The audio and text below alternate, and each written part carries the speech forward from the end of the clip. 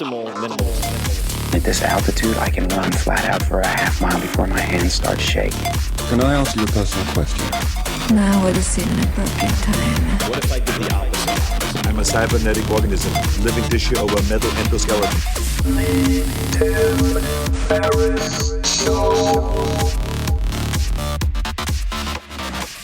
This episode is brought to you by Vimeo Pro, which is the ideal video hosting platform for entrepreneurs. And in fact, a bunch of my startups already use Vimeo Pro, including Wealthfront, who uses it to explain how Wealthfront works. TaskRabbit uses it to tell their company story. And there are many other names you would recognize among their customers, Airbnb, Etsy, etc. Why do they use it? Well, Vimeo Pro provides enterprise-level video hosting for a fraction of the usual cost. Features include gorgeous high-quality playback with no ads, up to 20 gigabytes of video storage every week, unlimited plays and views, and a fully customizable video player, which can include your logo, custom outro, etc. You also get VIP support. And you get all of this for just $199 per year. That's $17 a month, with no complicated bandwidth calculations or hidden fees. And you can try it risk-free for 30 days. So check it out, vimeo.com/business. That's vimeo.com/business. And use promo code TIM to get 25% off. That's a special discount just for you guys. So check it out, vimeo.com/business, promo code TIM. This episode is brought to you by Wealthfront, and this is a very unique sponsor. Wealthfront is a massively disruptive, in a good way, set it and forget it investing service led by technologists from places like Apple and world-famous investors. It has exploded in popularity in the last 2 years, and they now have more than $2.5 billion under management. In fact, some of my very good friends, investors in Silicon Valley, have millions of their own money in Wealthfront. So the question is why? Why is it so popular? Why is it unique? Because you can get services previously reserved for the ultra wealthy, but only pay pennies on the dollar for them. And this is because they use smarter software instead of retail locations, bloated sales teams, etc. And I'll come back to that in a second. I suggest you check out wealthfront.com/Tim. Take the risk assessment quiz, which only takes 2 to 5 minutes, and they'll show you for free exactly the portfolio they'd put you in. And if you just want to take their advice, run with it, do it yourself, you can do that. Or, as I would, you can set it and forget it. And here's why. The value of Wealthfront is in the automation of habits and strategies that investors should be using on a regular basis, but normally aren't. Great investing is a marathon, not a sprint, and little things that you may or may not be familiar with, like automatic tax loss harvesting, rebalancing your portfolio across more than 10 asset classes, and dividend reinvestment add up to very large amounts of money over longer periods of time. Wealthfront, as I mentioned, since it's using software instead of retail locations, etc., can offer all of this at low costs that were previously completely impossible. Right off the bat, you never pay commissions or account fees. For everything, they charge 0.25% per year on assets above the first 15,000, which is managed for free if you use my link, wealthfront.com/Tim. That is less than $5 a month to invest a $30,000 account, for instance. Now, normally when I have a sponsor on this show, it's because I use them and recommend them. In this case, it's a little different. I don't use Wealthfront yet because I'm not allowed to. Here's the deal. They wanted to sponsor this podcast, but because of SEC regulations, companies that invest your money are not allowed to use client testimonials. So I couldn't be a user and have them on the podcast. But I've been so impressed by Wealthfront that I've invested a significant amount of my own money, at least for me, in the team and the company itself. So I am an investor and hope to soon use it as a client. Now back to the recommendation. As a Tim Ferriss Show listener, you'll get $15,000 managed for free if you decide to open an account, but just start with seeing the portfolio that they would suggest for you. Take 2 minutes, fill out their questionnaire at wealthfront.com/Tim. It's fast, it's free. There's no downside that I can think of. Hello, boys and girls, lemurs and squirrels. Crazy Bulgarian, seated across from me. You too, you little lemur. This is Tim Ferriss, and welcome to another episode of The Tim Ferriss Show. I'm sitting in a dungeon of a hotel room. I don't know why it is so damn dark in here, and I feel like I am going to have my fingernails pulled out by some type of operative. But before we go down that dark trail, where I'm going with this, typically what I do on this show is I deconstruct world-class performers and tease out the habits and routines and so on that you can use. Their favorite books, morning routines, and whatnot. This episode is no different. And instead of a chess prodigy or someone in the military, we have Mark Bittman. Mark Bittman at Bittman, Bittman on Twitter, is the author of 20 acclaimed books, maybe more, including How to Cook Everything, which is a series, Food Matters, and his latest, How to Bake Everything, which is on a coveted shelf in my own kitchen. And many of you may not realize that I started cooking with baking for the cyclical ketogenic diet, which we talk about in this episode. For more than 2 decades, that's 20 years, people, his popular and compelling stories appeared in the New York Times, where he was ultimately the lead food writer for the Sunday magazine, and he became the country's first food-focused op-ed columnist for a major news publication. He's done a lot.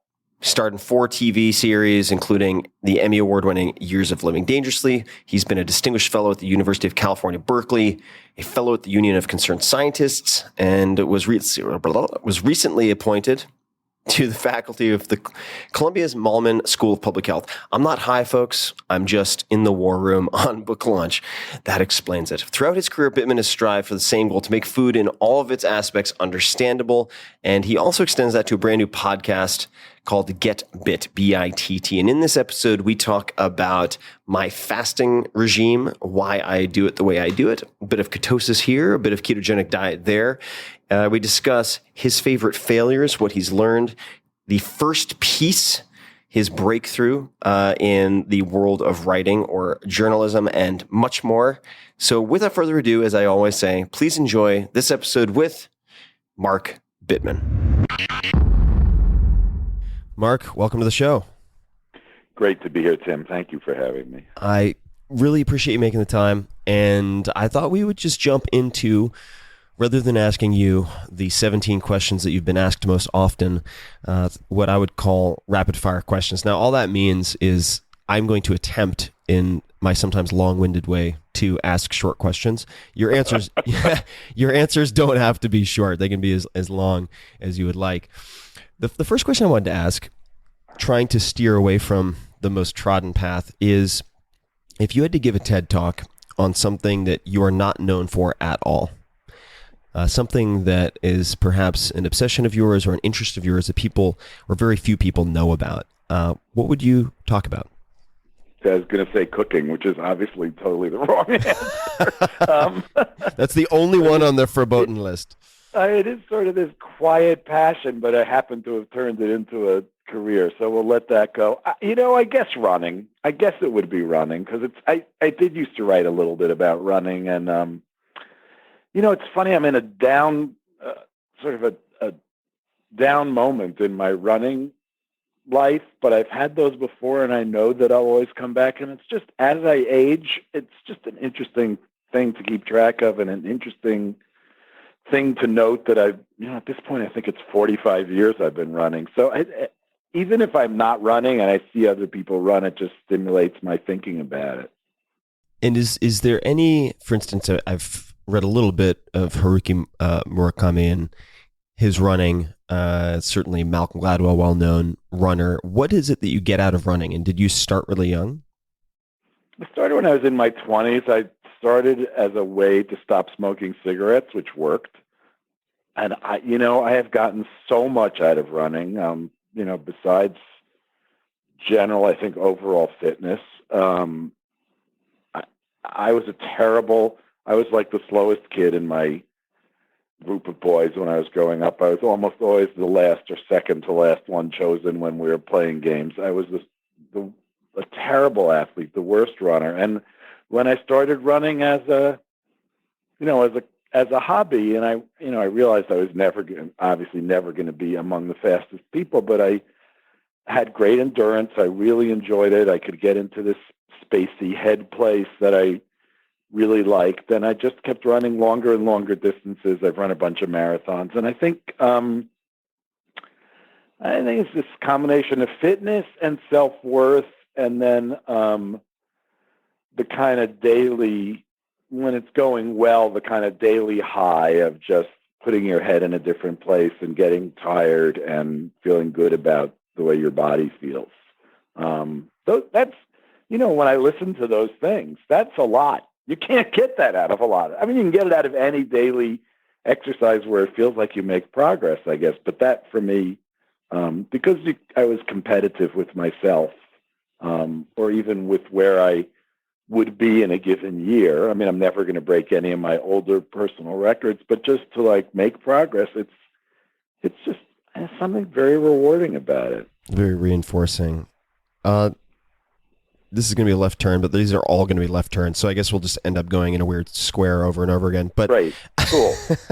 What books besides your own have you gifted most to other people? I don't, I have bought, I was going to say I buy one-offs. I see a book someone will like and I buy that. I have bought Bird by Bird by Annie Lamott for a number of people who've told me that they were struggling with writing, because I think it's a really great writing book and it's a good read anyway. Fantastic. Yeah, fantastic book. I used to buy Catch-22 for a lot of people because I just thought if you hadn't read it, you had to, but maybe that era is over. Is there anything else? I've bought cookbooks by other people. I've bought Marcella Hazan books for people and Julie Sani books for people, because those are the best, I think, basic Italian and Indian books, respectively. Maybe I don't buy a lot of. Like I said, I think it's mostly one-offs. I'll see something I think someone I know will like and just send it. So if we're looking at one-offs and continuing in that thread, what purchase, and it doesn't have to be exact, but what purchase of, say, less than $100, but something not terribly expensive, comes to mind that has had a significant positive impact on your life? Could be anything. The iPhone headset. I don't know, an electric shaver. Those are all fair answers. You're saying them like questions. Those are all fair. A kilo tin of anchovies. I mean, I think I could probably go on, because those are. It's funny to talk about purchases, because I feel like in the past year, it's talking about books, I was thinking about Amazon, but I dropped Amazon Prime because I felt like I was buying things too easily. Mm-hmm. I felt like I wasn't thinking about, it's not even really the cost, because most stuff is inexpensive or negligible, but it's not like I was buying washing machines on a whim. If I needed a box of tissues, I might buy a case of tissues, that kind of thing. And I just thought I wasn't thinking things through enough, thinking through purchases enough. And then I started to realize how much stuff I had, and how easy it would be, just as easy to give things away or to go shopping in my closet for clothing or that kind of thing. So I feel like in the last year or so, I've become less of a consumer, more thoughtful about this, and more thoughtful about how things decline in value. Some things decline in value tremendously the minute you buy them. We think about cars, but if you think about clothing, it's sort of the same thing. And I trying to focus purchases on stuff that I need and stuff that's higher quality. And that goes especially for food, but it's because you use food up. So you do need to buy that more and more. But it's interesting that I basically 6 months ago or so, I said I'm going on a 3-year clothing strike. Just not going to buy anything. And that hasn't exactly been true, but compared to what I was like before, it's like if I need something, I needed a rain jacket for a backpacking trip I was going on, I bought it, but I'm not buying things on whims. I'm not buying things because they're quote unquote nice. Mm-hmm. It's more like, I have enough sweatshirts. Probably enough sweatshirts for the rest of my life. You mentioned, did you say a gallon tin of anchovies? Kilo. All right. Yeah. You can buy salted anchovies. Anchovies come in, 2 ways. They come, or that is preserved anchovies. They come salted or they come packed in oil. And if they're salted, you then rinse them off and you can pack them in oil yourself or not. But they keep really well. You can use a couple at a time. It's a little less expensive. They're pretty high quality. Generally, they come from Sicily or elsewhere in southern Italy. So I don't know. That was just an example. I do like that, and it's a nice can. Everybody buys the same. There's one producer that everybody. What's the name of the producer? I don't know. It's Sicilian stuff. So. So, the reason I'm asking is that I actually travel with cans of sardines, and I was turned on to this by a scientist named Dominic D'Agostino. So, are you just eating them as a solo dish? Yeah, often as a snack. Yeah, but tell me about that, because I'm curious. Well, Dominic D'Agostino, he researches a number of things, but he focuses on metabolism and is more recently focused on exogenous ketones. So these are ketone esters that mimic the physiological state of fasting in some respects, and your brain utilizes ketones very well. So he's looked at how ketones in the dietary state of ketosis, along the lines of, say, an Atkins diet, or if it's induced by fasting, can affect everything from cancer growth, even with very aggressive cancer growth like glioblastoma, and things along those lines. He's done a lot more than that, but he follows a ketogenic diet himself. And I asked him what he had for breakfast, and he said, well, I usually have, let's say, a handful of macadamia nuts, some eggs, and a tin of sardines, and a half a tin of canned oysters. And I didn't even know there were such a thing as canned oysters. So I started emulating his breakfast, and I fell in love with these sardines, these Wild Planet sardines. I know them. Yeah, they're good. They're really great. Oh, they're great. Stuff. Yeah, packed in oil. So when I'm traveling, I'll just throw a few of those tins in my checked luggage, and if I find myself in a tight spot where I can't get a breakfast that's acceptable to me, then I'll have that. Have you done any experimentation with fasting? 5 years ago, I fasted for 4 days. I don't know if you'd count that as experimentation. It was did it for sort of political reasons, and it was an interesting experience, but it wasn't really. I don't think it was the kind of experience that you're asking me about. Right. Yeah. It's so I'd like. I mean, this is your podcast, so I want to do what you want to do, but I wouldn't mind continuing this conversation because it's interesting stuff to me. Yeah, we can talk about it. The fasting. So there's, I think it's Seyfried might be the last name. I'd have to look it up, but there are a number of published researchers who believe that as one tool in the toolkit, not a standalone monotherapy at all, that fasting can, among other things, let's just say using the standard of care chemotherapy or something like that, sensitize cancer cells to the effects of those treatments while also increasing the resilience of normal cells. So I have a friend who was, I think he had stage 3 cancer. I won't get into specifics because he's a private guy, but he fasted for 3 continuous days prior to his treatments. And while the rest of his cohort, these other people, were laid out in bed for a day, he was running 10 miles the next morning. And that could have been placebo, who knows? But there's enough data to support that that in addition to that, even using fasting prophylactically, you could potentially, and over the age of, say, 40, everyone has, or most people will have, I should say, precancerous cells in their bodies. And that in and of itself is not a problem if they don't grow out of control.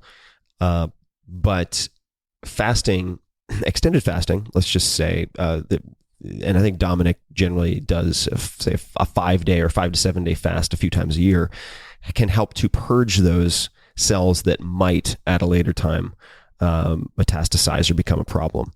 So for both sort of philosophical and aesthetic reasons, but also physiological reasons, I've started scheduling regular fasts for myself.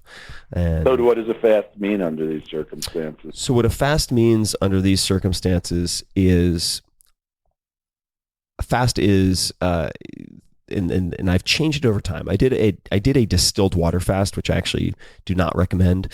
I do not believe juice fasts fit in this paradigm because you'll never click over into a ketotic state if you're feeding yourself glucose, or in this case fructose.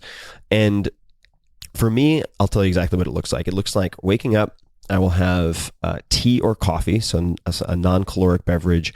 I will allow myself some fat that could come in the form of coconut oil or pure MCT oil.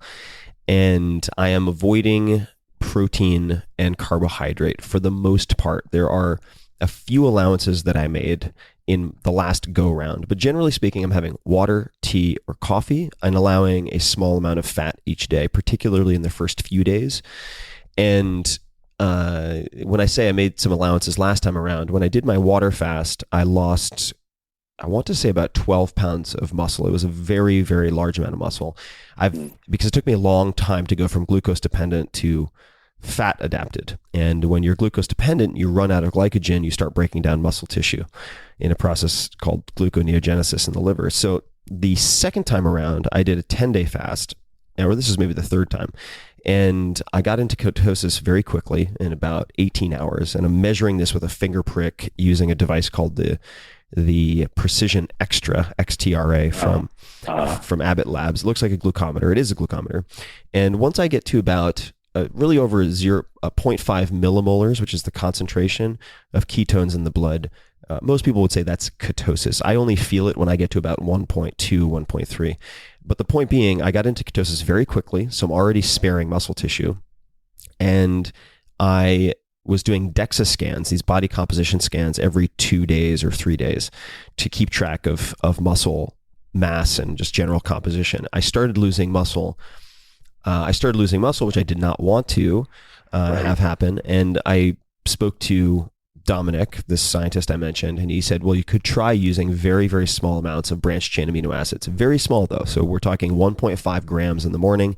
And then on a workout day, if you're going to work out, taking perhaps 2 to 3 grams intra workout. And I started doing that and I lost 0 muscle tissue over a 9.5 day fast. And the only protein I was consuming were these, let's just call it 1.5 to 3.5 grams of branched chain amino acids per day. And I would very occasionally give myself a treat of nori sheets in olive oil, or soaked in olive oil, because it's 10 calories. There's nothing to it really. It's all fat. It's all fat.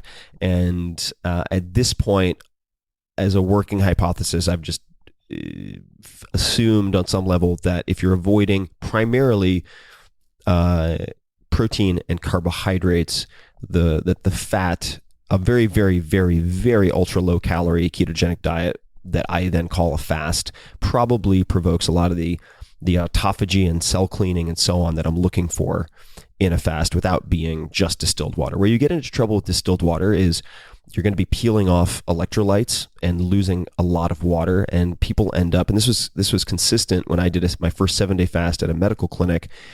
Almost everyone had tachycardia, so rapid heart rate at night. They couldn't sleep at all. And when you start to supplement with, let's say, bouillon cubes in water or magnesium, potassium, etc., then you're totally fine and you can sleep. And I think that's a cholinergic response. But there you have it. So that's a big part of my monthly and sort of quarterly scheduling now, though, is the fasting. Have you written about it at all? I have, actually, and I mean we're certainly here to talk about what you're up to, but my brain. Yeah, I'm just curious. No, for sure. We don't have to just keep. Yeah. We don't have to. No. I don't mind. I mean, I've had enough caffeine to enjoy talking, but I have a brand new book that's coming out in a few days called Tools of Titans, and one of the longest chapters is on everything I've learned, including my personal routine related to fasting and the ketogenic diet. But it's very neglected. I think people think about fixing problems by adding things. This is a very natural instinct, and it's not as common to think about subtracting things and then reintroducing them in. This is perhaps an extreme example, but fasting, you're just removing all the inputs and allowing nature to try to do its work. And you see some really odd things happen. A lot of people with joint injuries have them resolve themselves. I can't explain exactly why that's the case, but I've seen it in dozens of cases. It's really odd. Let me ask you, we talked about writing. You brought up Bird by Bird, which completely saved me when I was writing my second book, and I've given it to a lot of friends since. I'd love to talk about your writing process a little bit. How many books at this point have you authored or co-authored? 20. God, that's a lot of books. Yeah.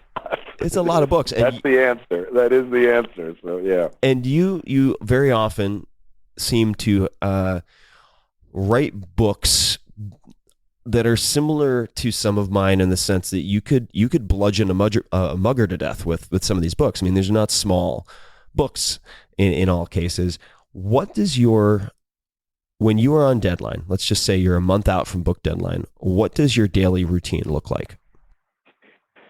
You know, it's really different from cookbooks are different from other things, or they may be similar to what you do. But with cookbooks, the process, especially the big ones, and there are now 5, including the How to Bake Everything, the latest. There are 5 How to Cook Everything books, 6 if you count that one is the second edition of another. So How to Cook Everything, then a second edition of How to Cook Everything, and How to Cook Everything Vegetarian, How to Cook Everything the Basics, How to Cook Everything Fast, and now How to Bake Everything. Those are all so big that they're really years-long projects, and a month out from deadline doesn't mean anything because I tend to submit things in quarters or halves or whatever, and I'm working on editing the first half while still finishing the second half and so on.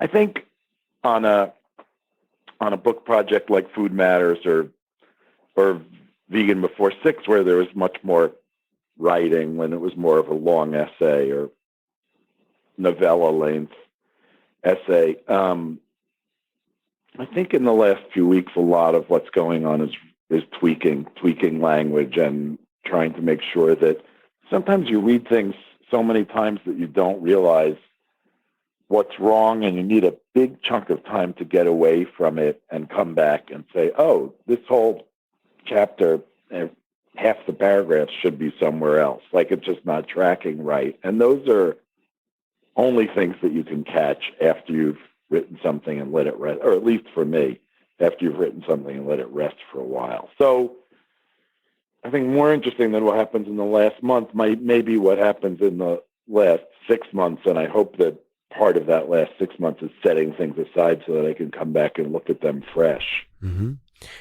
And when you're in the thick of writing, when you are actually in production mode and not stepping away, what does the structure of your day look like? Well, I'm hoping in January, maybe I'm hoping in March that I can stall a little bit, but I'm about to enter one of those periods, and the plan is to get up at 4:30 and work seriously from 5 till 10, and then let the rest of my day take whatever shape it takes. But I need that. If I'm working, at my most serious level, it has to be in absolute peace and quiet with nothing around, and, no email, no phone calls, none of that stuff. And the only time I have the discipline to do that is when I first get up in the morning. I read about writers who work late into the night, and, man, that is so not me. So not me. And when you wake up, what happens besides brushing the teeth and so on? What is leading up to sitting down to write, and then what does the first 30 minutes look like?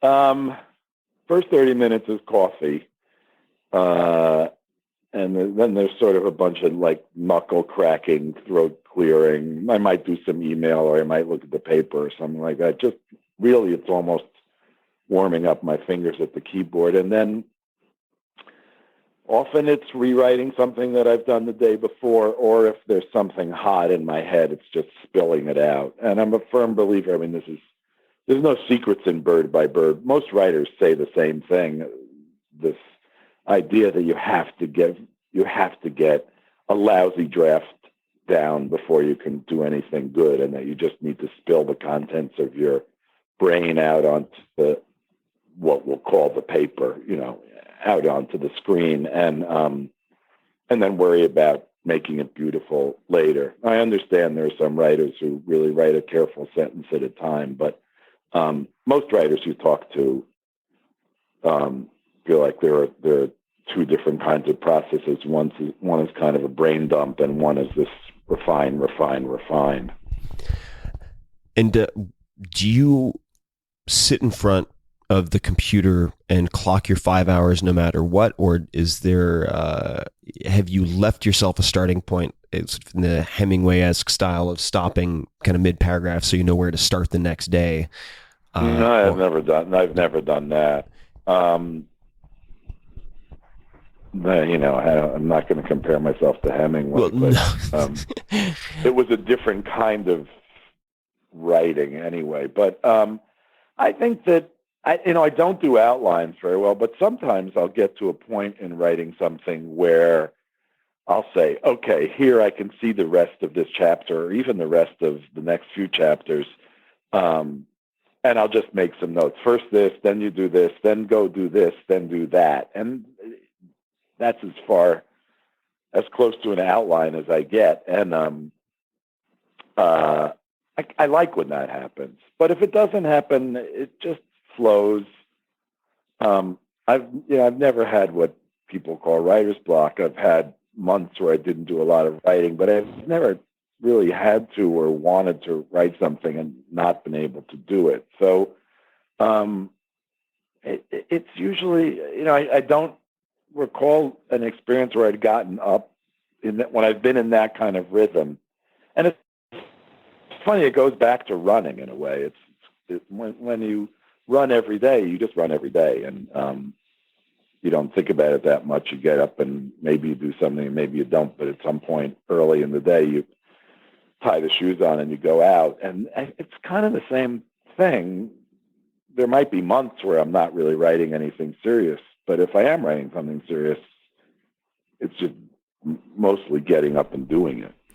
So you mentioned not really having writer's block or not thinking of it much, certainly.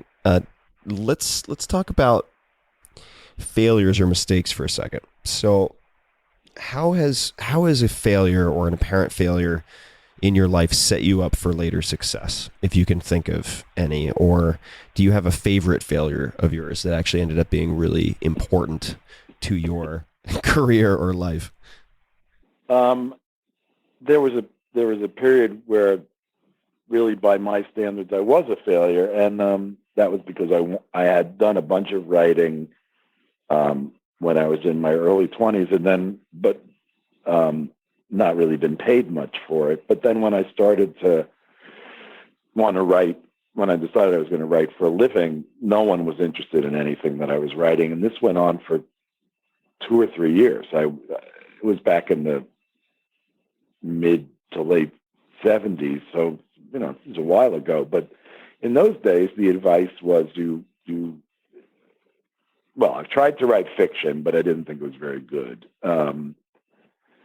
So then I was trying to write freelance articles, and in those days, the wisdom was you wrote letters to editors, and you said, "Here's the story I want to write," and then they would politely say no thanks, or they would ignore you entirely, and that went on for a long time, during which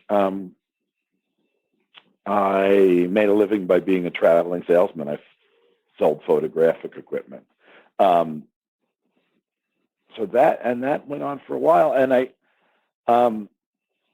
kept trying and failing, and I guess that's failing. I mean, not succeeding anyway.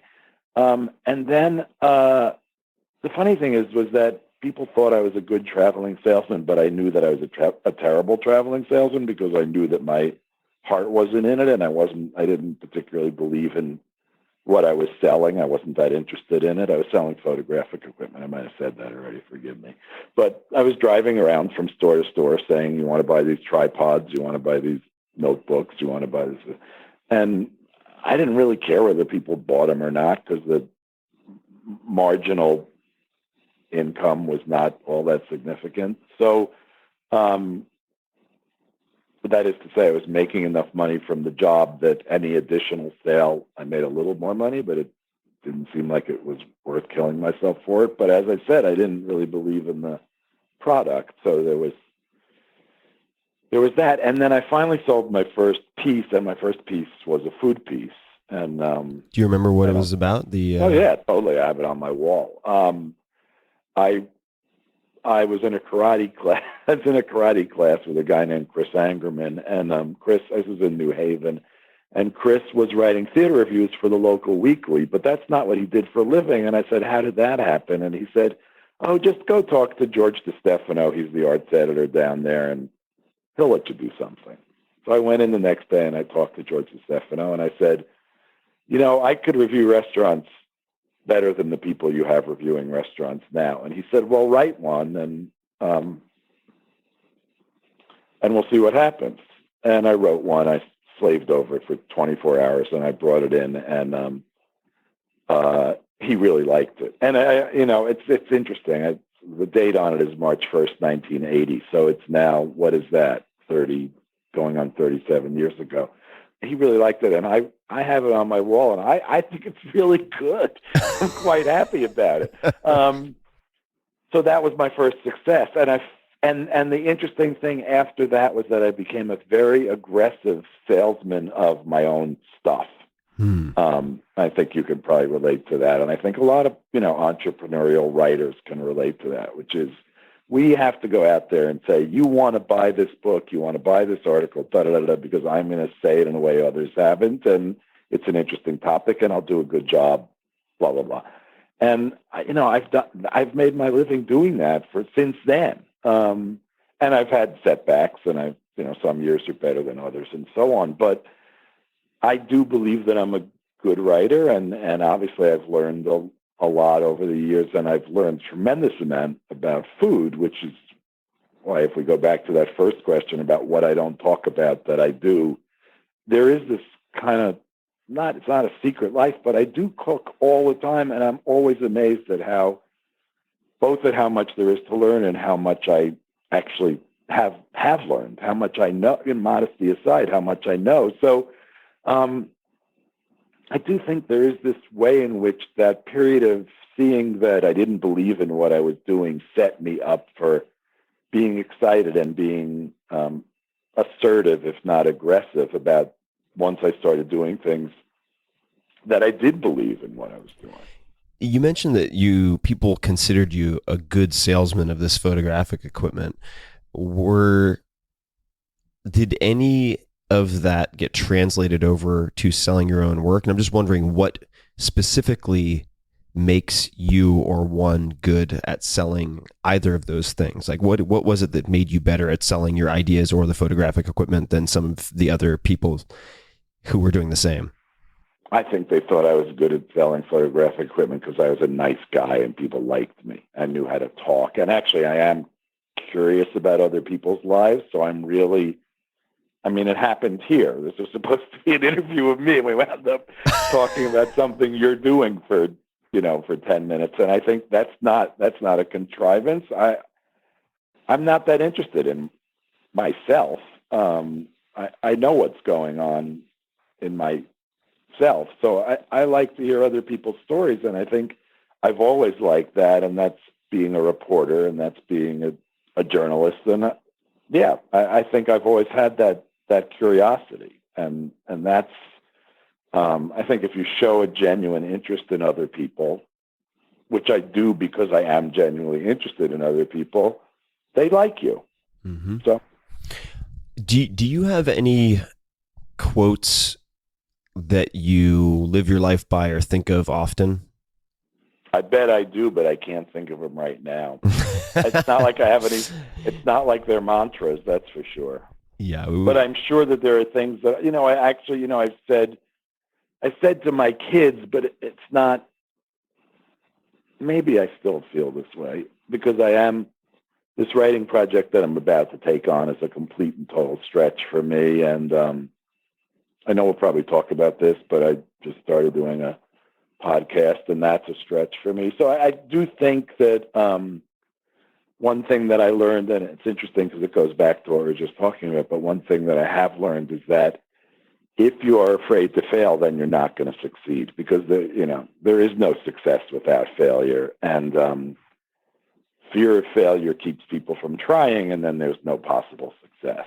So that's not exactly a mantra. It's something that I know. I know to be true, and I've said it to my kids and to other people, and I've lived my life that way. It makes me think of a video that actually had a huge impact on me when I was about 15 years old. It was video of a very, very legendary wrestling coach named Dan Gable in Iowa, and he was doing a post-game analysis on one of the Iowa Hawkeyes. I think it was a dual meet competition, and he was yelling at one of the athletes who got a tie, and he said, you just didn't want to lose. You didn't want to lose because he beat you twice before, and so you got a tie. You never win that way. And the idea being like wanting not to fail and wanting to win are two very different things, right? What advice, and this is a cliched question, but sometimes it goes somewhere. What advice would you give, or do you wish you'd received when you were, say, 20, 25, or 30? You can pick whichever, or any time that you needed some advice for that matter. Well, it is. You said it was a cliche, and it's so often repeated, and it is so corny. But the thing is, my parents never said this to me, but I think they telegraphed it to me, despite themselves and despite the way they lived their own lives. And that's not. We're probably not going to get into that, but my parents are funny in that their verbal cues. I don't know where to go with this. Okay, so I do think that there are ways in which my parents taught me things that were very unintentional on their part, and had very little to do with how they lived their own lives and even what they believed, and yet somehow there were messages that I managed to absorb. Now, maybe I didn't absorb them from my parents at all. Maybe I absorbed them from elsewhere. But anyway, it's the follow your passion thing. I think you have to do what it is you think you want to do, because you're not going to succeed at stuff that you don't want to do. Mm-hmm. So I was passionate about food in the cooking sense. It wasn't that I ever thought, I'm going to write about food. It was that I thought, I'm going to write, and I really like cooking. And those two things together really worked for me. And I didn't sit around saying, I'm passionate about this. This is what I must do. Those are just the things that I felt that I wanted to do. And I don't know, other things could have worked out in my life in much different ways, of course. And they might have worked out better, and they might have worked out worse. But these were things that I wanted to do and wanted to have as part of my life. And I think that's the advice I say to people all the time. They say, what should I do? It's really like, what is it you want to do? Because that's what you got to know. What, I don't know if you had any external input or pressure or advice given to you, but if you hadn't listened to that, if you had listened to other people, what do you think you would have ended up doing, or where would you be? My parents would have loved it if I was a doctor. So the thing is that when I was young, I felt like there were so many options of things to do that it was impossible to decide which one was going to be the right path. So to decide in high school, which is sort of what it would have taken, or early in college, to become a doctor, it just seemed way too early. But to say I'm going to be a writer was so vague and meaningless that it left every door open.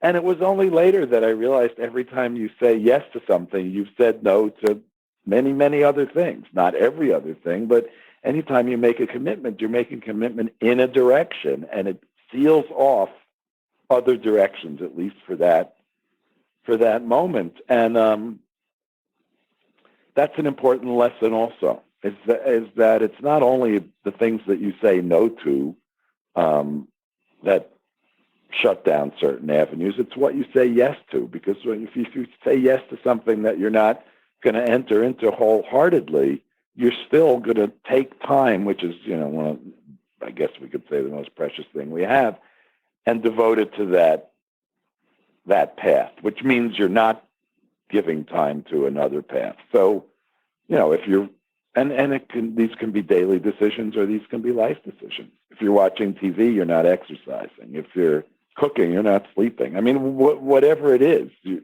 say yes to something, you're saying no to something else. And then in the long run, if you are 17 years old and you say, I'm going to be a doctor, if you stay on that path, you shut off all these other careers. I mean, there are remarkable people who have more than one career, but that's not the norm.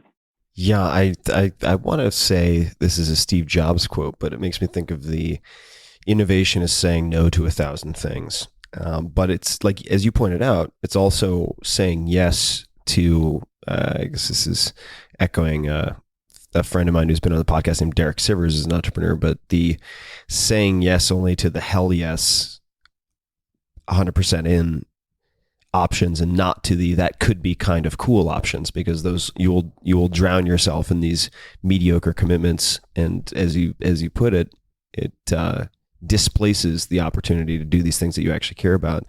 How old are you now, Mark? I'm going to be 67 in February. So if we had let's say your 80-year-old self just poof appeared on the couch, not that far away. Not that far away. So what would your 80-year-old, what advice do you think your 80-year-old self would give your current self? That's great. Well, I guess I could say the kind of advice that I'd like my 80-year-old self to give my current self. I would hope that it would be, don't age too fast, or don't write things off too quickly. Keep changing, keep struggling to do newer, better, more exciting things, and don't be afraid to jump off metaphorical cliffs. Mm-hmm. And that is, what I'd really hated is if my 80-year-old self was saying to me now, you should be much more conservative in the way you're living. You should take far fewer chances, that kind of, I don't want that. Mm-hmm. And you said don't write things off too quickly. Could you elaborate on that or give us an example?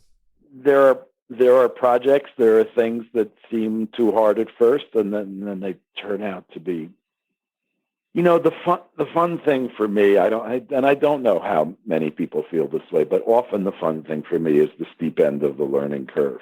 So whether we're talking about the fasting stuff that you were describing before, which is completely new and wild to me and makes me feel like, I'd like to explore that, or we're talking about backpacking, which is something I've taken up recently, and just completely surprised me how much I've liked it. Or Pilates, for that matter, same thing.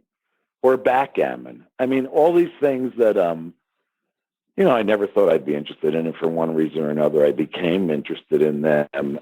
I love that stuff. I love starting new things, and I love the part of it that goes from, God, I'm completely clueless at this, to, well, I've gained some competence in this arena, and isn't that nice? And that to me is the most fun. Gaining competence, I think, is one of the most fun things in life, and something that I hope I can continue to do. And it's funny because, I gained competence in cooking, for example, a long time ago, but I like getting better and better at it. But some things come and some things go, and what they've had in common is that I love that steep end of the learning curve. So why start a podcast? And what is the name of the podcast? The podcast is called Get Bit, for better or worse. It's a name we kind of like. We'll see if other people like it. It goes back in a way to why I left the Times. I left the Times because I left the Times for a variety of reasons, but one of them was that I felt constrained, and I felt like I couldn't say anything I wanted to say about any subject I wanted to tackle. And I thought, well, there are two ways of dealing with this. One is to do a newsletter, which I might still do. And the other is, these guys I quite liked came to me and said, would you like to do a podcast? And it's funny, I hadn't listened to many podcasts.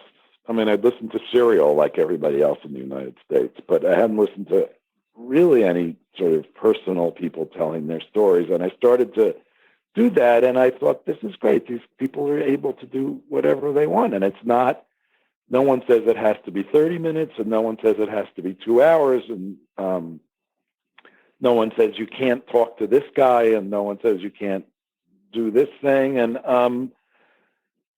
it's self-publishing in a way, and it's verbal instead of written. And I thought that's appealing too, because I do like to talk, and I like interviews a lot. I mean, I like both ends of interviews, and I'm pretty good at interviewing people. And so we thought we'd give it a shot, and I think 3 or 6 months went by, and we were, doing samples of this, and we were thinking of who might sponsor and how we might organize or whatever. And then at some point I said, we should just do a show. It's not going to cost us that much money or that much time to put something together. Why don't we do a show? So a bunch of people got together where I'm living, which is up the Hudson River, about 50 miles from New York.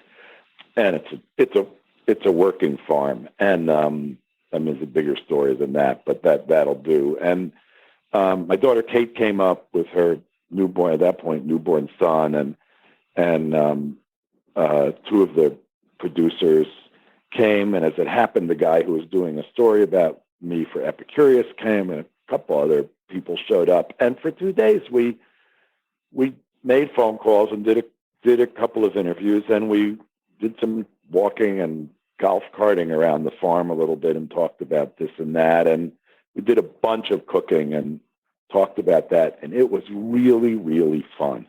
And so then they went back, Josh and Mark, who are two of the people I'm working with, went back and edited the hell out of all this. By that time, we probably had 6 hours of material, edited it down to 30 or 40 minutes. And we just sort of self-published it last week. You can find it on my website, on the Get Bit website, and in the Twitter sphere, whatever.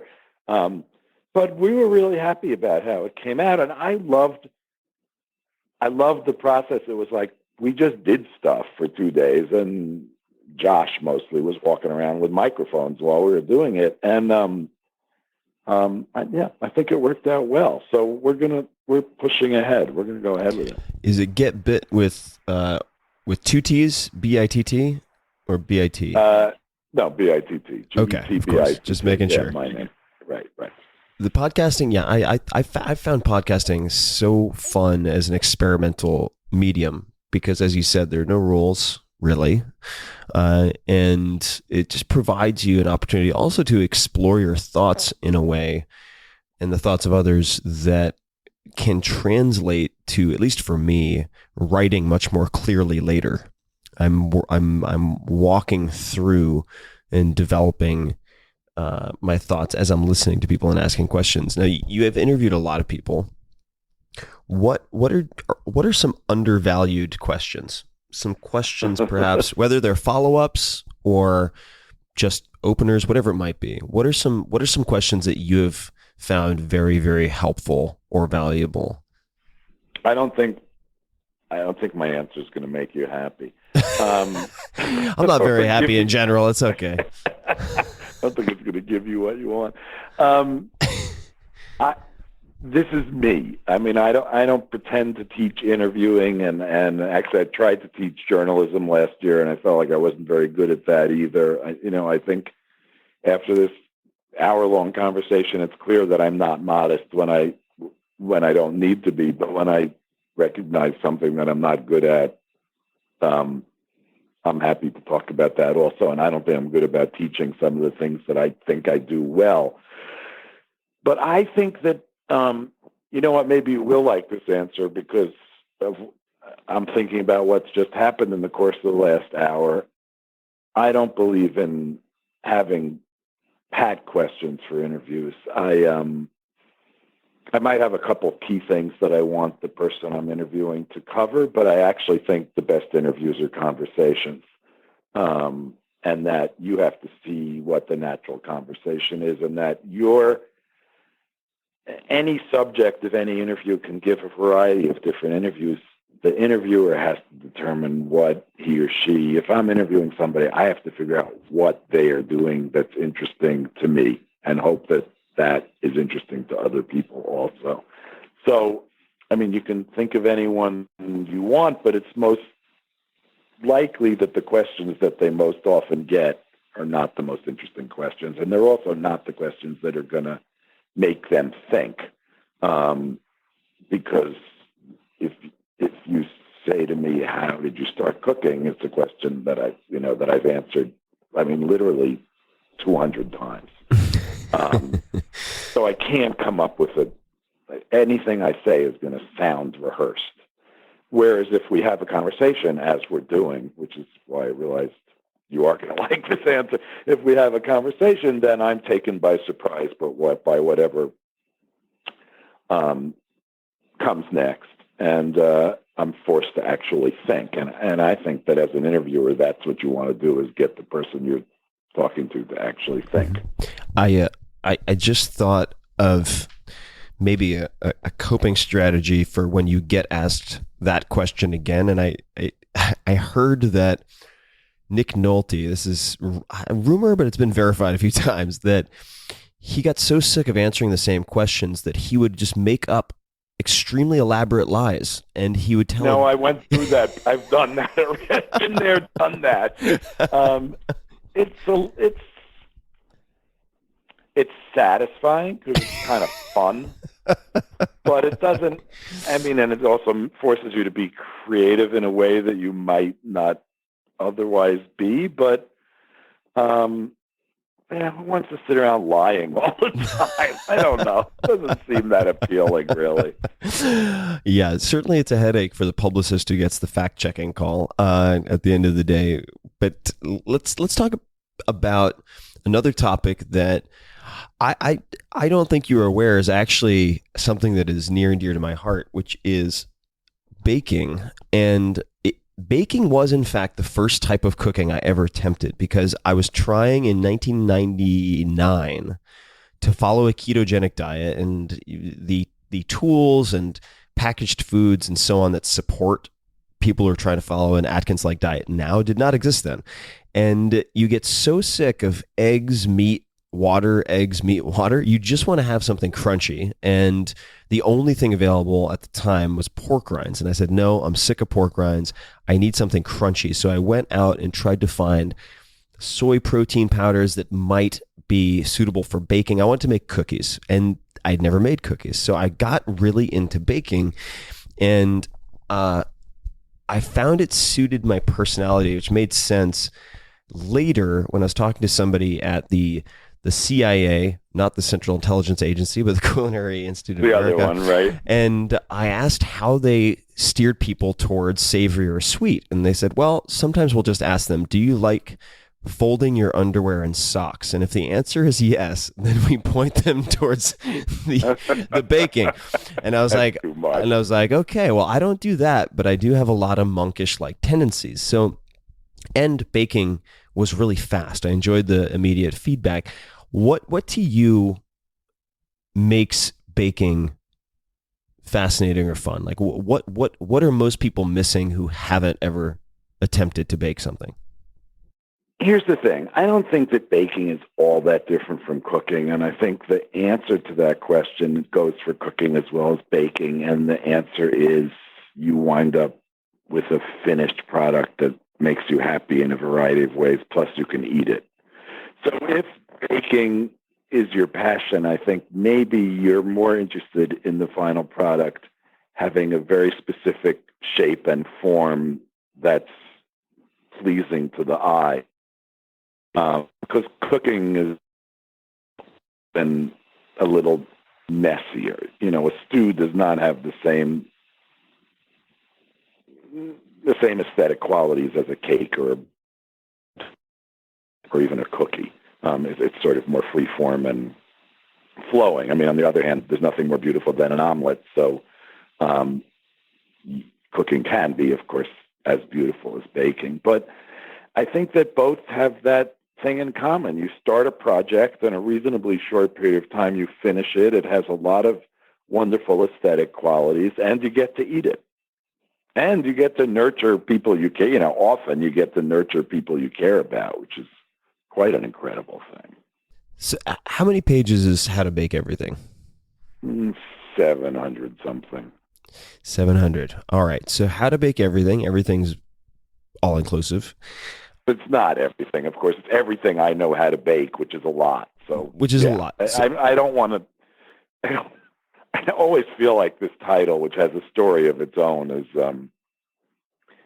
it was a bit tongue in cheek at the beginning, but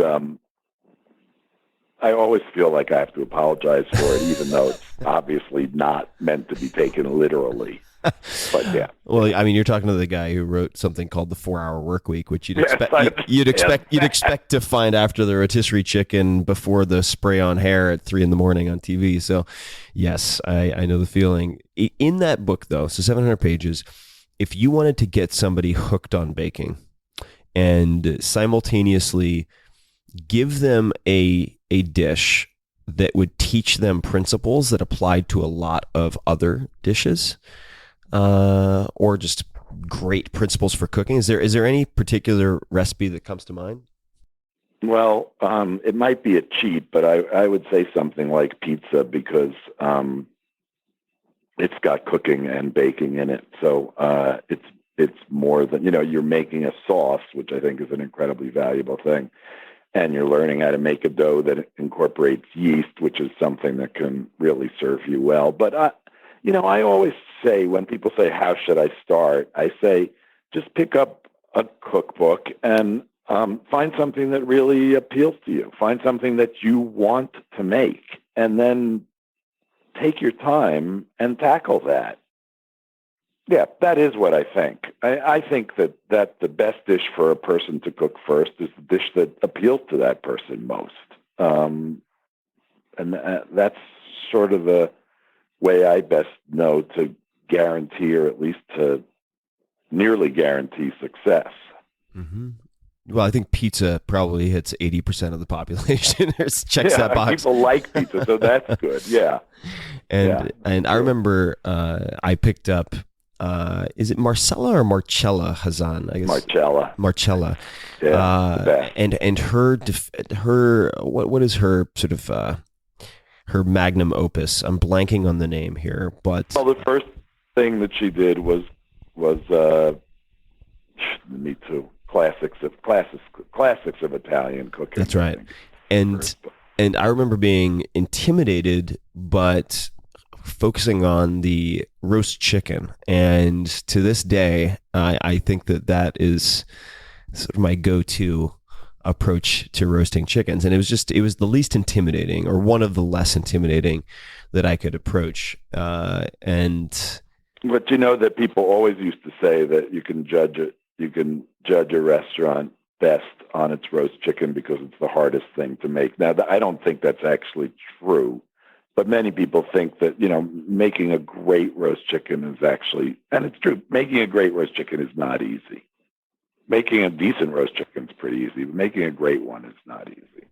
I've heard the same thing about making a French omelet, that people will say, okay, let's see how you make a French omelet. And that was also one of the litmus tests, or one of the, I'm sure, many different tests that people could throw out there. I am not a chef, enjoy cooking, but certainly wouldn't put myself on the line anywhere even half respectable.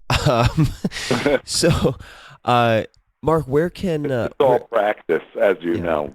It's like everything else. It's all practice. And the more, as you pointed out, the more you enjoy whether it's the skill or the dish that you pick out, the more incentivized and motivated you're going to be to practice in the first place.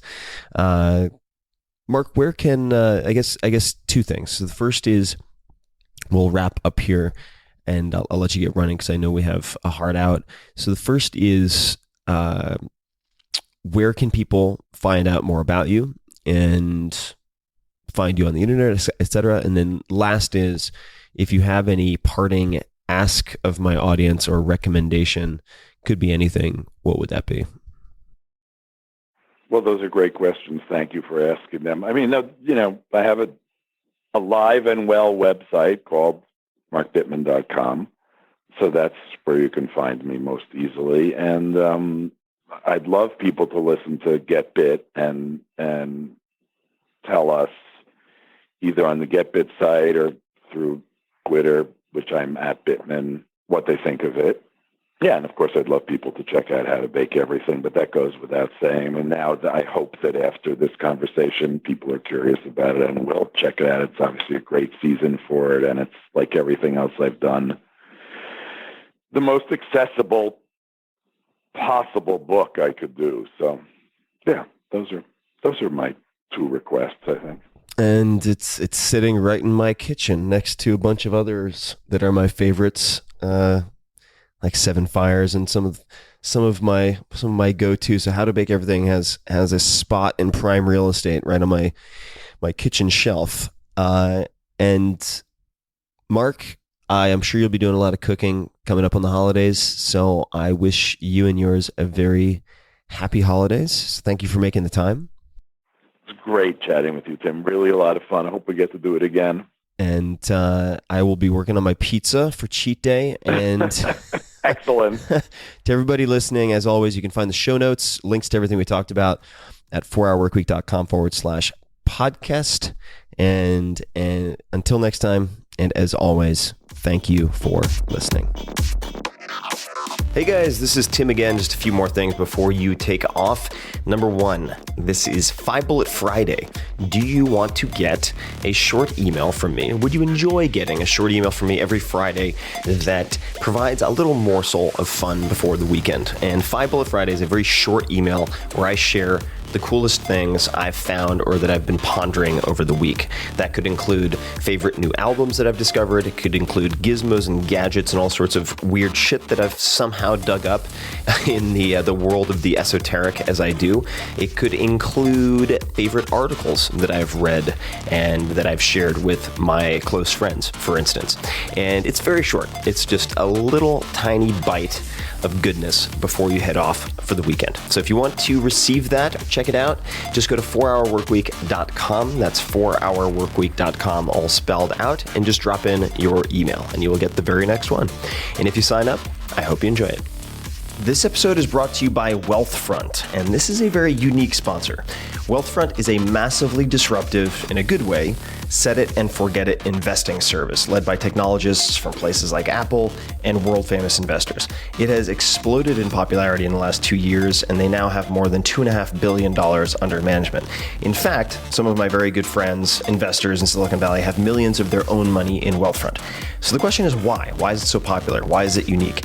Because you can get services previously reserved for the ultra wealthy, but only pay pennies on the dollar for them. And this is because they use smarter software instead of retail locations, bloated sales teams, etc. And I'll come back to that in a second. I suggest you check out wealthfront.com/Tim. Take the risk assessment quiz, which only takes 2 to 5 minutes, and they'll show you for free exactly the portfolio they'd put you in. And if you just want to take their advice, run with it, do it yourself, you can do that. Or, as I would, you can set it and forget it. And here's why. The value of Wealthfront is in the automation of habits and strategies that investors should be using on a regular basis, but normally aren't. Great investing is a marathon, not a sprint, and little things that you may or may not be familiar with, like automatic tax loss harvesting, rebalancing your portfolio across more than 10 asset classes, and dividend reinvestment add up to very large amounts of money over longer periods of time. Wealthfront, as I mentioned, since it's using software instead of retail locations, etc., can offer all of this at low costs that were previously completely impossible. Right off the bat, you never pay commissions or account fees. For everything, they charge 0.25% per year on assets above the first 15,000, which is managed for free if you use my link, wealthfront.com/Tim. That is less than $5 a month to invest a $30,000 account, for instance. Now, normally when I have a sponsor on this show, it's because I use them and recommend them. In this case, it's a little different. I don't use Wealthfront yet because I'm not allowed to. Here's the deal. They wanted to sponsor this podcast, but because of SEC regulations, companies that invest your money are not allowed to use client testimonials. So I couldn't be a user and have them on the podcast. But I've been so impressed by Wealthfront that I've invested a significant amount of my own money, at least for me, in the team and the company itself. So I am an investor and hope to soon use it as a client. Now back to the recommendation. As a Tim Ferriss Show listener, you'll get $15,000 managed for free if you decide to open an account. But just start with seeing the portfolio that they would suggest for you. Take 2 minutes, fill out their questionnaire at wealthfront.com/Tim. It's fast, it's free. There's no downside that I can think of. This episode is brought to you by Vimeo Pro, which is the ideal video hosting platform for entrepreneurs. And in fact, a bunch of my startups already use Vimeo Pro, including Wealthfront, who uses it to explain how Wealthfront works. TaskRabbit uses it to tell their company's story. And there are many other names you would recognize among their customers, Airbnb, Etsy, etc. Why do they use it? Well, Vimeo Pro provides enterprise-level video hosting for a fraction of the usual cost. Features include gorgeous high-quality playback with no ads, up to 20 gigabytes of video storage every week, unlimited plays and views, and a fully customizable video player, which can include your logo, custom outro, etc. You also get VIP support. And you get all of this for just $199 per year. That's $17 a month, with no complicated bandwidth calculations or hidden fees. And you can try it risk-free for 30 days. So check it out, vimeo.com/business. That's vimeo.com/business, and use promo code TIM to get 25% off. That's a special discount just for you guys. So check it out, vimeo.com/business, promo code TIM.